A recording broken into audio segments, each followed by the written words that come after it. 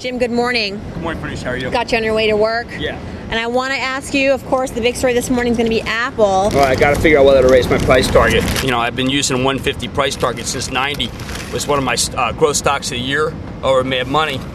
The numbers were very compelling. I found most compelling is that the guidance is a total sandbag. It has been for 6 straight quarters. You can actually use a 60% rule that they say they're going to do 60% of what they ultimately do. So anybody who sold, and I was initially confused by this because I had forgotten what the metric was of the guidance. Anybody who sells in the guidance is obviously wrong. So, I mean, Apple's going higher. There's no doubt in my mind. The company was, analysts were 20 cents off, okay? And don't you think by now they should? Well, they should, but, you know, I wish Google would do what Apple did. It would be really smart. Like, if Google ought to put out that they're going to earn $15 and then they do $23, that would be right, because it's obvious that that's one way you can really fool the street, because the street's not that smart. So what's the core strategy for Apple in terms of how to trade it? First, I want to back up for a second. I started TheStreet.com 11 years ago. It was predicated upon a couple ideas. One is that I was going to be true to what I did at my hedge fund. In other words, I was not going to have two styles. I was not going to say, you should buy and hold, I don't buy and hold.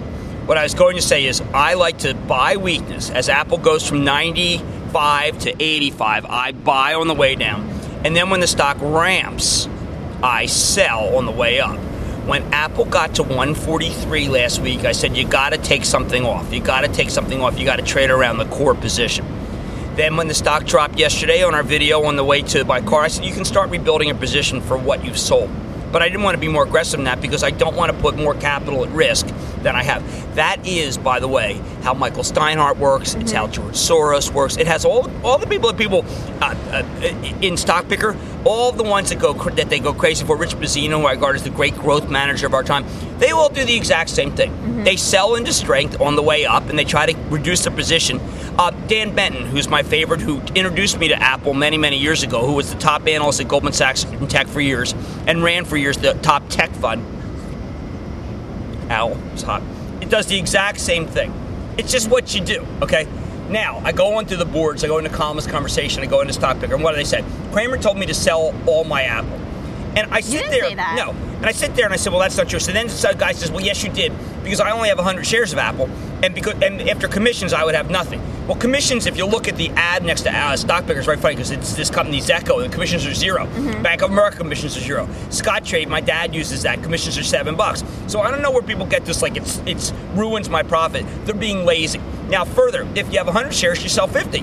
Now, if you can't do that, then you just go to a mutual fund. But do not expect me to say, yes, I'm all in, stick with Apple. I liked it all. You bought 100 with me at 90, and now it's at 150. You got to keep 100. Because that's not what I do. And I'm not going to start pleasing people and come up with a philosophy that's different from what I did just to be able to make people say, he never said he never said to hold all the Apple. I can't do that. Jim, can you give us a price target for Apple? I see Piper this morning with a 200 and Deutsche with a 200. Reminds me of Amazon the day before, where everybody had these price targets that were like 50 and then suddenly they're 100. Here's what I think, Apple. I think that Apple will continue to go up. I think it'll go through 150. It is, and this is the first time I can say this in a long time, it is now above my range of what I'm comfortable with, even as I predict that the earnings grow. I never like to recommend stocks that are selling more than twice its growth rate. Apple, I can't, at 200, it's beyond twice its growth rate, well beyond. I can't violate that discipline either. I have, and look, Real Money, the book, has all these disciplines, and I'm not trying to sell the book, it sells itself, but I have to tell you, it's very important for people to recognize that there are prices that are too high to pay, and there are prices where you have to sell. And $200 is a price I would have to sell. I am struggling with the idea of 165 as a possible price target. That's what I'm trying to give you the schematic in my mind.